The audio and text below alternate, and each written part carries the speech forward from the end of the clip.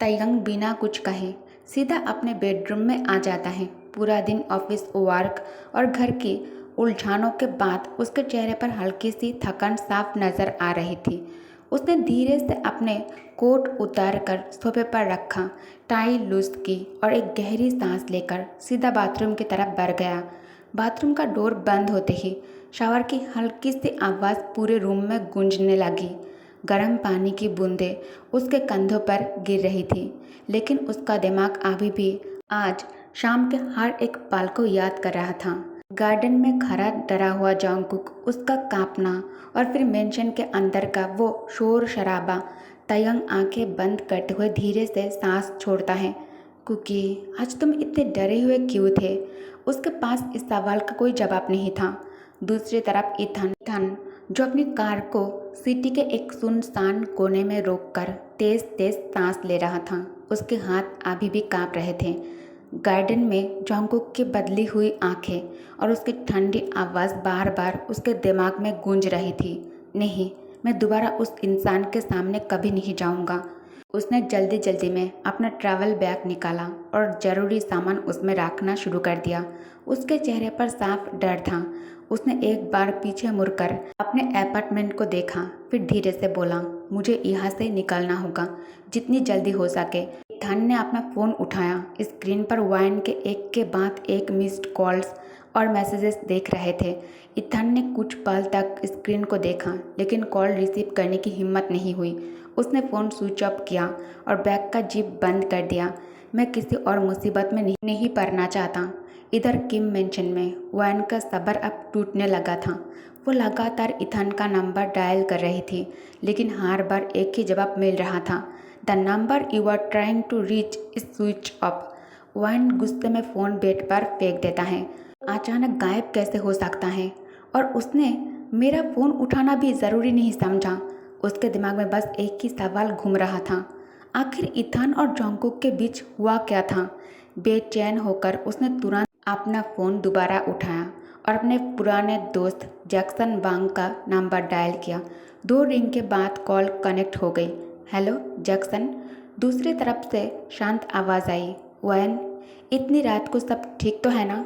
Van ने बिना वक्त गवाए कहा, मुझे तुम्हारी हेल्प चाहिए। इथान अचानक गायब हो गया है। ना वो मेरा फ़ोन उठा रहा है और ना ही उसका कोई पता चल रहा है। प्लीज़ पता लगाओ कि वो कहाँ है। मुझे हर हाल में उससे बात करनी है। जैक्सन कुछ पल चुप रहता है, फिर कहता है, ठीक है, मैं देखने की कोशिश करता हूँ। जैसे ही कुछ पता चलेगा मैं तुम्हें इन्फॉर्म कर दूँगा। Thank you. कॉल काट होते ही वैन की बेचैनी कम नहीं हुई। उसे महसूस हो रहा था कि उससे कोई बहुत बड़ी बात छुपाई जा रही है। दूसरी तरफ जॉन्गकुक अपने बेडरूम में अकेला था। रूम में गहरी खामोशी छाई हुई थी। वो धीरे धीरे एक कोने से दूसरे कोने तक बेचैनी से चल रहा था। उसके दिमाग में पुरानी यादों के टुकड़े बार बार उभर रहे थे। हर याद के साथ उसका चेहरा और उदास होता जा रहा था। उसने अपने बाल में हाथ फिराया और धीरे से आंखें बंद कर ली। मुझे सब कुछ याद आ गया है। उसकी आवाज़ बहुत धीमी थी। सबसे पहले उसके दिमाग में अपनी बहन का चेहरा उभर आया। ना जाने वो कैसी होगी, क्या वो ठीक होगी? ये सोचकर उसका दिल और भारी हो गया। लेकिन अगले ही पल तयंग का मुस्कुराता हुआ चेहरा उसकी आंखों के सामने आ गया। जॉन्गकुक के कदम धीरे धीरे रुक गए। उसने खिड़की के बाहर देखते हुए हल्की सी मुस्कान के साथ बहुत धीमी आवाज़ में कहा, डैडी। उसकी आंखों में नमी सी आ गई। इन कुछ दिनों में मुझे उससे इतना ज़्यादा लगाव हो गया कि अब उसके बिना अपनी ज़िंदगी सोचना भी मुश्किल लगता है मुझे। जॉन्गकुक अपनी मुट्ठी कस ली। मैं उससे बहुत ज़्यादा प्यार करता हूँ और अब मैं उसे किसी भी हाल में खोना नहीं चाहता। रूम में फिर से खामोशी छा गई। एक तरफ उसका गुजरा हुआ कल उसे आवाज़ दे रहा था और दूसरे तरफ तयंग का प्यार उसे वही रुक जाने के लिए मजबूर कर रहा था। रात काफ़ी गहरी हो चुकी थी। पूरा किम मेंशन खामोशी में डूबा हुआ था। हॉलवे की डिम लाइट्स मार्बल फ्लोर पर हल्की सी रोशनी बिखेर रही थी। अपने रूम में इधर से उधर चलते हुए जॉन्गकुक की बेचैनी बढ़ती ही जा रही थी। मेमोरी वापस आने के बाद उसके अंदर सब कुछ बदल चुका था। वो फिर से वही powerful mafia king Jeon Jungkook था, लेकिन उसके दिल का एक हिस्सा अब भी सिर्फ तैयांग के पास था। पूरे दिन उसने खुद को कंट्रोल करने की कोशिश की थी, लेकिन जितना वक्त गुजरता जा रहा था उतना ही उसे तैयांग की कमी महसूस हो रही थी। आखिरकार वो और खुद को रोक नहीं पाया। धीरे से अपने रूम का डोर खोलकर वो हॉलवे में निकला और सीधा तैयांग के बेडरूम की तरफ चल दिया। बेडरूम के सामने पहुंचकर उसने बिना किसी हिचकिचाहट के डोर खोला और अंदर एंटर कर गया। कमरे में काफ़ी अंधेरा था। सिर्फ बिल्कुनी के पर्दे के बीच से चांद की हल्की सी रोशनी अंदर आ रही थी। जंकुक कुछ पल तक अपनी आंखों को अंधेरे में एडजस्ट करने की कोशिश की, लेकिन उसे क्लियरली कुछ भी नज़र नहीं आया। उसने आगे बढ़कर वॉल स्विच ऑन कर दिया। अगले ही पल पूरा बेडरूम वार्म लाइट से जगमगा उठा। जंकुक की नज़र सबसे पहले बेड पर गई, लेकिन बेड बिल्कुल खाली था। उसके चेहरे पर हल्की सी कन्फ्यूजन उभर आई। उसने पूरे रूम में धीरे धीरे नज़र घुमाई। Balcony, sofa, reading corner, washroom का डोर, हर जगह देखा, लेकिन तैयांग कहीं नहीं था। जंकुक धीरे से अपने आप से फुसफुसाकर कहता है, तेई ज़रूर स्टडी रूम में होगा। जंकुक एक पल भी वेस्ट नहीं किया और सीधा स्टडी रूम की तरफ चल दिया। मेंशन का हर एक कोना उसके लिए अब जाना पहचाना था, लेकिन आज उसके कदमों में पहली वाली मासूमियत नहीं थी। चलने का अंदाज शांत ज़रूर था, मगर उसके अंदर एक नेचुरल ऑथोरिटी साफ महसूस हो रही थी।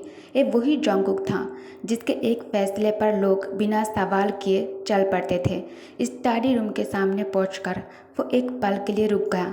पहले जब भी वो यहाँ आता था हमेशा पोलाइटली डोर नॉक करता था और परमिशन मिलने के बाद ही अंदर जाता था, लेकिन आज जब सब कुछ अलग था, आज ना उसने नॉक किया ना परमिशन का इंतज़ार किया। उसने सीधा हैंडल घुमाया और डोर खोलकर स्टडी रूम के अंदर एंटर कर गया। अंदर का माहौल बिल्कुल शांत था। बुक शेल्फ से घिरा हुआ spacious study room, table lamp की सॉफ्ट गोल्डन लाइट और डेस्क पर फैली हुई फाइल्स एक सीरियस एटमॉस्फेयर बना रही थी। तैयांग अपनी चेयर पर बैठा लैपटॉप और डॉक्यूमेंट्स में बिजी था। उसकी स्लिप्स हल्की सी फोल्ड थी और उसकी पूरी अटेंशन काम पर थी। जंकुक कुछ पल तक चुपचाप वही खड़ा उसे देखता रहा। उसकी आंखों में अनजानी सी सुकून की झलक आ गई। दिन भर की बेचैनी जैसे सिर्फ तैयांग को देखते ही थोड़ी हल्की हो गई। लेकिन जब उसने देखा कि तैयांग अपने काम में पूरी तरह से बिजी है, तो उसने उसे डिस्टर्ब करना ठीक नहीं समझा। वो बिना कुछ कहे धीरे से मुड़कर वापस जाने लगा। तभी स्टडी रूम की खामोशी को तैयांग की गहरी और पहचानी हुई आवाज़ ने तोड़ दिया। Where are you going, baby boy? उसकी गहरी और नरम आवाज़ सुनते ही जंकुक के कदम वही रुक गए। वो धीरे से पीछे मुड़ा और सीधा तैयांग की आंखों में देखने लगा। तैयांग अपनी चेयर से उठते हुए उसकी तरफ मुस्कुराकर बोला, क्या तुम अपनी डैडी से नहीं मिलना चाहते हो? जंकुक अपनी जगह पर बिल्कुल खामोशी से खड़ा रहा। उसके कदम जैसे जमीन पर चिपक गए थे। स्टडी रूम की खामोशी में सिर्फ टेबल लैंप की हल्की सी रोशनी और लैपटॉप की स्क्रीन चमक रही थी। तैयांग धीरे से अपनी चेयर छोड़ी और बिना कुछ कहे जंकुक की तरफ चलना शुरू कर दिया। हर कदम के साथ दोनों के बीच का फासला कम होता जा रहा था। जंकुक जैसे ही तैयांग को अपनी तरफ आते देखा, उसके दिल में एक अजीब सा हलचल मच गई। आज सब कुछ अलग लग रहा था उसे। उसकी धड़कनें हर गुजरते पल के साथ और तेज़ होती जा रही थी। सबसे अजीब बात तो ये थी कि एक वक्त का powerful mafia king Jeon Jungkook, जिसके नाम से लोग कांपते थे, आज सिर्फ तैयांग की नज़रों का एहसास होते ही बिना वजह शर्मा रहा था। वो चाह कर भी अपनी नज़र उठा नहीं पा रहा था। कुछ ही पालों में तैयांग उसके बिल्कुल सामने आकर खड़ा हो गया। उसने प्यार से दोनों हाथों से जंकुक के कमर को पकड़ा और उसे धीरे से अपने तरफ खींच लिया। दोनों के बीच की दूरी लगभग खत्म हो गई। तैयांग की इतनी नज़दीकी महसूस होते ही जंकुक बिल्कुल जम सा गया। उसकी सांसें धीमी और बेचैन हो गई। उसके पेट में एक अजीब सी घबराहट और हल्की सी गुदगुदी जैसी फीलिंग होने लगी। वो सिर्फ चुपचाप तैयांग के सामने खड़ा रहा। तैयांग उसके चेहरे को ध्यान से देखा। जंकुक का बदला हुआ एक्सप्रेशन उससे छुपा नहीं था। उसने नरम लहजे में पूछा, व्हाट हैपेंड गू? क्या तुम डैडी से कुछ हाइड कर रहे हो? टेल मी, तुम इतना डिफरेंट और स्ट्रेंज बिहेव क्यों कर रहे हो? Did anything happen to you? किसी ने कुछ कहा? ये सवाल सुनते ही जंगकुक के अंदर एक पल के लिए तूफान उठ गया। उसके दिमाग में अपनी असली पहचान, इथान के साथ हुई टक्कर और अपनी पूरी जिंदगी एक साथ घूमने लगी। नहीं जंगकुक, अभी तुम तयंग से कुछ नहीं कहोगे। अभी सही टाइम नहीं आया। उसने खुद को संभाला और अपने चेहरे पर फिर वही मासूम सी एक्सप्रेशन ला दी। धीरे से उसने कहा, nothing happen daddy, okay miss you so much. तयंग उसकी बात सुनकर हल्का सा मुस्कुराता है, लेकिन उसकी नज़र जंगकुक के चेहरे से बिल्कुल भी हट ही नहीं रहा था।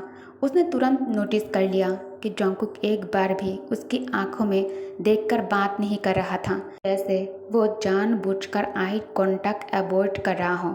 तयंग बिना कुछ कहे हल्का सा झुककर और आराम से जंगकुक को अपने बाहों में उठा लेता है। जंगकुक एक पल के लिए हैरान रह गया, लेकिन उसने कोई विरोध नहीं किया। तयंग उसे कैरी करते हुए स्टडी टेबल के पास लेकर आता है और बहुत संभाल कर टेबल के किनारे पर बिठा देता है उसे। अगले ही पल तयंग ने दोनों हाथ टेबल पर रख दिए, इस तरह कि जंगकुक उसके और टेबल के बीच आ गया। वो हल्का सा उसकी तरफ झुककर उसकी आंखों में देखते हुए धीरे से कहता है, आई नो एवरीथिंग। ये 4 शब्द सुनते ही जंगकुक का दिल एक पल के लिए धड़कना भूल गया। उसकी बड़ी बड़ी डोई आइज हैरानी से और भी ज़्यादा खुल गई। वो बिना पलक झपकाए तयंग को देखने लगा। तयंग के होठों पर एक शरारती सी मुस्कान उभर आई। सब कुछ देखा, उसने धीरे से कहा। इन दिनों तुम हर रात चोरी छुपे मेरे रूम में आते हो और तुमने मुझे किसी भी किया है? जंगकुक की आंखें और भी बड़ी हो गई। तयंग उसके रिएक्शन का मज़ा लेते हुए आगे बोला, और जब मैं रूम में नहीं होता तब भी तुम कभी कभी मेरे रूम में चले जाते हो। मेरी पीलो को हक करके उसे पकड़कर बैठे रहते हो। कभी कभी मेरी ओवर साइज शर्ट पहनकर खुद ही मुस्कुराने लगते हो और उसमें से मेरी सेंट को स्मेल करने लगते हो। ये सब सुनकर जंगकुक के गाल धीरे धीरे गुलाबी होने लगे। ये सब तयंग को कैसे पता? उसने हैरानी से मन ही मन सोचा। तयंग प्यार से अपने उंगलियों की टिप से जंगकुक के रोजी चिक्स को हल्का सा छुआ और मुस्कुराते हुए पूछा, सो माई बेबी टेल मी, क्या मैं गलत हूँ? जंगकुक के सांसें फिर से तेज होने लगी। वो शर्म के मारे कुछ बोल ही नहीं पा रहा था। तयंग उसकी आंखों में देखते हुए धीरे से मुस्कुराया और नरम आवाज़ में बोला, थोड़ी देर पहले तो तुम कह रहे थे कि तुमने मुझे बहुत ज़्यादा मिस किया। नाउ टेल मी, तुमने मुझे कितना मिस किया? मेरी आंखों में देखकर बताओ। क्या तुम शाय फील कर रहे हो? ओके गाइस, तो इस पार्ट को मैं यही एंड करती हूँ। Thank you for watching, bye bye.